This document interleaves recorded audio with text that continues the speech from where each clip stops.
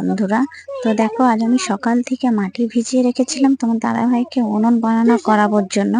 ধান সিদ্ধ করবো, তো তাই আমাদের গ্রামের দিকে দোপাখা উনুন বানায় ধান সিদ্ধর জন্য।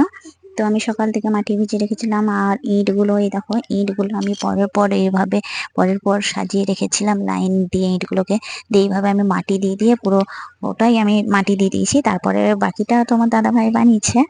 তো এইভাবে দেখো উনুনের ডিজাইনটা কিন্তু কত সুন্দর দেখাচ্ছে। দেখো দেখো হাঁড়িটাও এখানে কত সুন্দর করে বসেছে। আবার এখানে দেখো হাঁড়িটা বসে গেছে কিন্তু পুরোটাই।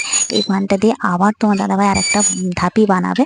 তো এখানেই দেখো পুরোটা এটাও বসে গেছে পুরোটাই। তো মাটিটা দেখো কত সুন্দর করে লেপে একবারে জল দিয়ে পুরো লেপে একবারে মাটিটাকে কত সুন্দর করে শৌখিন করে বানিয়েছে। আর মুখটার কাছে দেখো কত সুন্দর করে দেখাচ্ছে।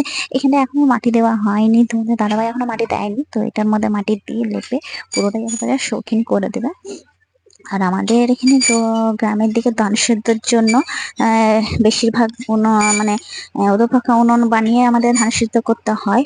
কারণ বর্ষার সময় ভেঙে যায় বলে প্রতিবারই আমরা তার জন্য এবারে ইট দিয়ে